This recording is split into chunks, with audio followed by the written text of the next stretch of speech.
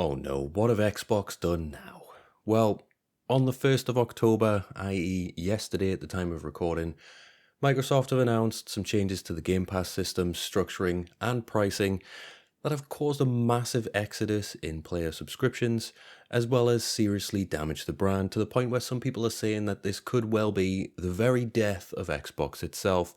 I personally, I'm not as dramatic as that, but let's get into it and just go over what's happened. So Game Pass, if you didn't know, was a subscription service provided by Microsoft that allows you to access both Xbox games and various other AAA and indie titles.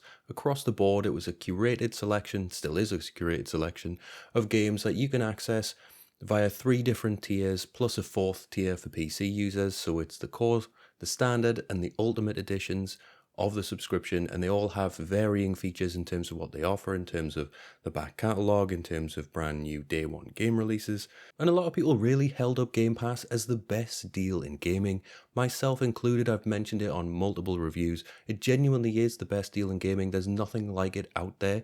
PS Plus pales in comparison, or paled in comparison, in terms of the value that it added. And honestly, it still is a reasonable deal depending on what machine you use, how often you game, and what your type of gaming is, whether you're a completionist or someone who dips in and out of various games. And a lot of people held up the value of Game Pass as being those day one releases. So on day and date on Game Pass, you would find that brand new games, AAA, indie, all sorts of games would come out day and date on Game Pass, and it would be for quote unquote free. That's how I always used to say it. You'd pay your monthly subscription, and throughout the year, you could get 5, 6, 7 different brand new games for quote unquote free for the price of your subscription. And that was what people went to Game Pass for. They found it to be such good value for money.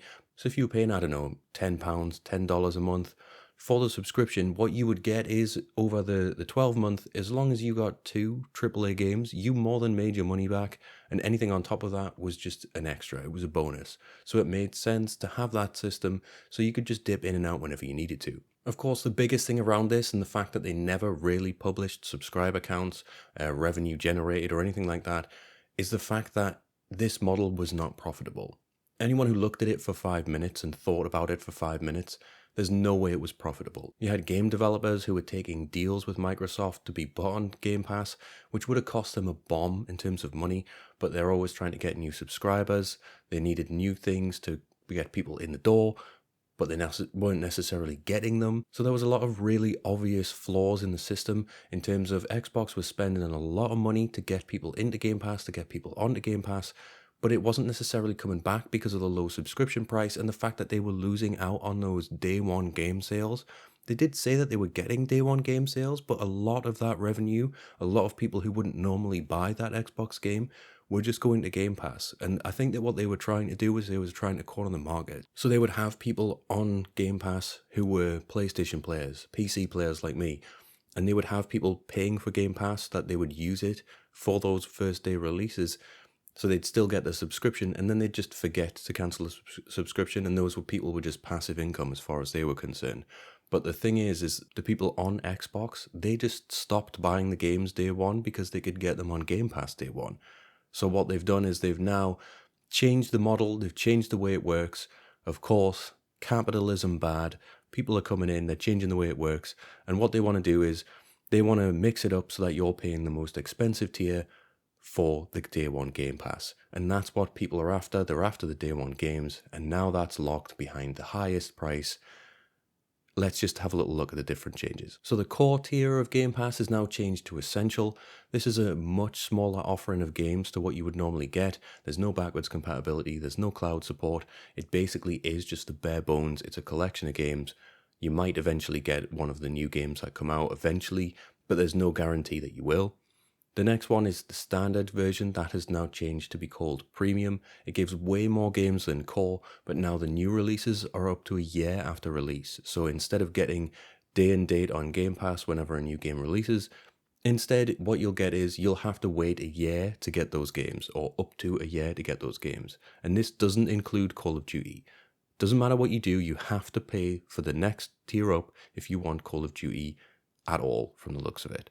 So the final tier is the Ultimate tier, so that hasn't changed name, it's still the Ultimate tier, but now that has day one releases and is the only tier that has day one releases, but it also has things like the Fortnite Crew Pass, which if you have kids or you play Fortnite, you'll know the Crew Pass is essentially another monthly subscription to Fortnite only. That'll give you things like monthly skins, V-Bucks, perks. It really isn't worth the money, and if you've ever been strong-armed by your child into buying it, I do apologize on behalf of children everywhere. And you also get Ubisoft Plus and EA Play, which again, who is paying for these services? Who is actually using these services? No one really, so I don't understand why they've bundled it in, but there you go, you've got the option. And of course, you've got the support for enhanced cloud gaming, and you have all the back catalogue, all the backwards compatibility stuff. Basically, what this means is, in order to get games day and date on Game Pass, the only real value of the service, in my opinion anyway, you have to pay the most money. You have to pay the ultimate price. So the price of Game Pass Ultimate over the past 14 months has gone up from $17 to $30. It's nearly double the price. It's a 50% increase on this change, but it's just insane how much they've changed the price of this service. I really don't understand why they've had such a need to change everything, other than they're obviously not making enough money out of it, and they're trying to nickel and dime the existing customers. And of course, what is their PR speak for this? They said in their release that they are evolving Game Pass to offer more flexibility and choice.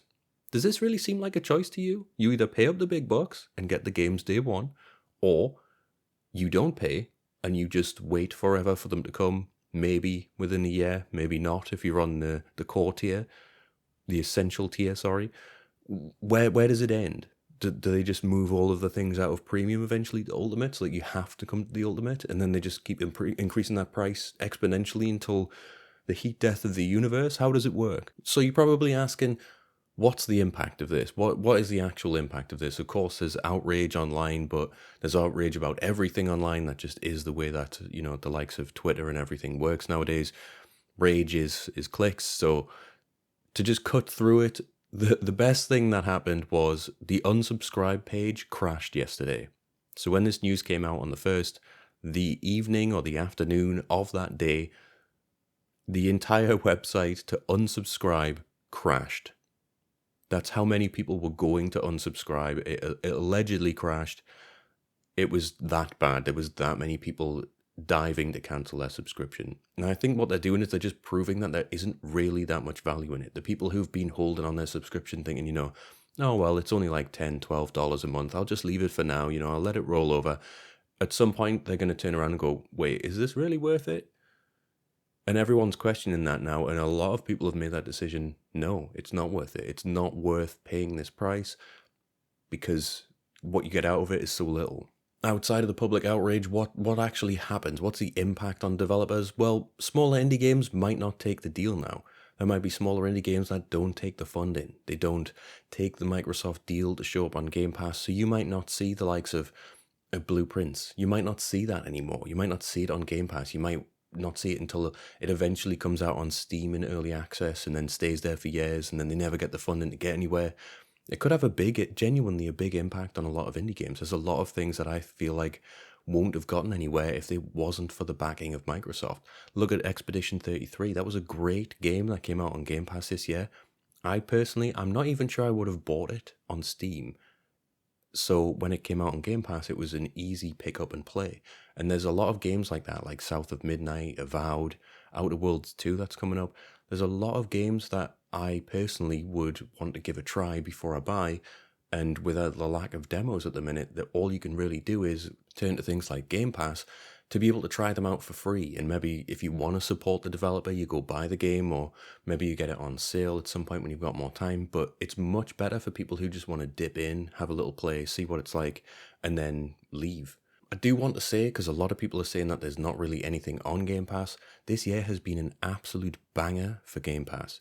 So as I already said, Expedition 33, Blueprints. There's also things like The Alters and Doom the Dark Ages, so there's been plenty on there. There has been games, there has been stuff that even I personally have played, and really it is a good deal. Once you get like a good raft of games like that, it's definitely worth it. But then you also get games like South of Midnight and Avowed that I wasn't personally a fan of, but those sorts of games might cease to exist should this whole thing blow up in Microsoft's face, because there'll not be a platform to push these types of games where you can get it for free and then actually play the game without sort of having to drop $60, $70. And this just comes at the end of a load of anti-consumer moves by Xbox. And, everyone's doing these anti-consumer moves. It's not just Xbox, the likes of raising the console prices. They've done that twice, but then obviously Sony has also raised the price of the PlayStation. So you can't really sit there and say, oh, well, it's just Microsoft doing this. It's definitely not. There's definitely a lot of places that are raising their prices, and I would say unfairly so.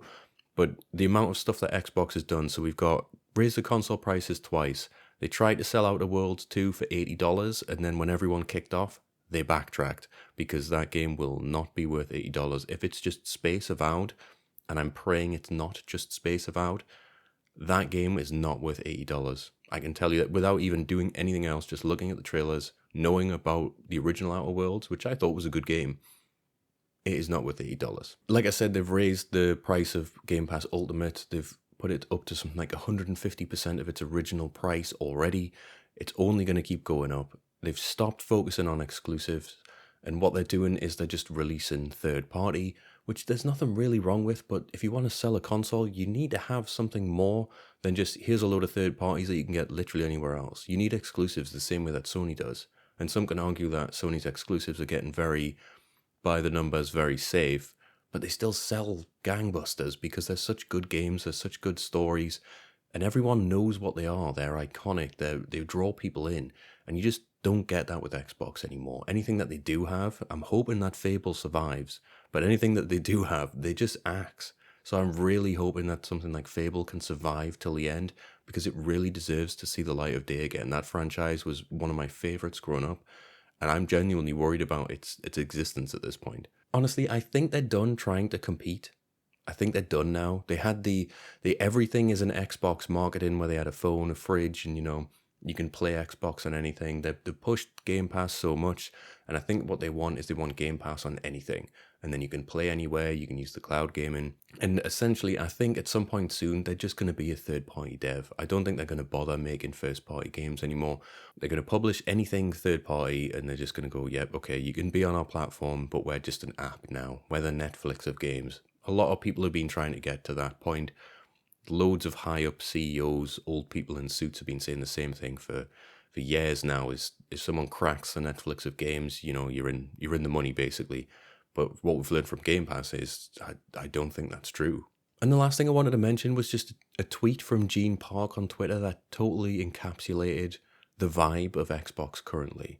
So originally they had Play Anywhere, and that was implying choice, freedom. You can do anything, you can be anything, you can use anything as an Xbox. And now they've changed the marketing to this is how we play now, which sounds very defined, very finite, very strict, very rigid. You will pay this, and this is how you're going to be. This is what it's going to be. Not Play Anywhere. Play on a phone with this for $10 a month. No, that's gone. Pay me $30 a month, and I'll consider letting you play one of my backwards compatibility titles. It just seems kind of gross to me. But I think that's perfect. The way that the marketing has changed perfectly encapsulates the mindset of the current day Xbox, where they're all scrambling to keep the shareholders happy. Like the thumbnail. Won't somebody please think of the poor shareholders? They're making millions instead of billions.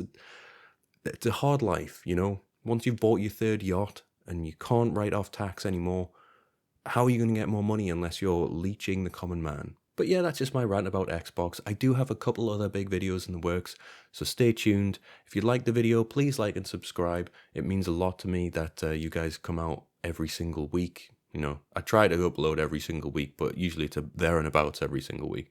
But I have a very big video coming next week. But yes, things are coming. Like and subscribe. The only way at this point is up. Please look after each other. Cancel your Xbox Game Pass subscription, and I'll catch you soon. Bye-bye.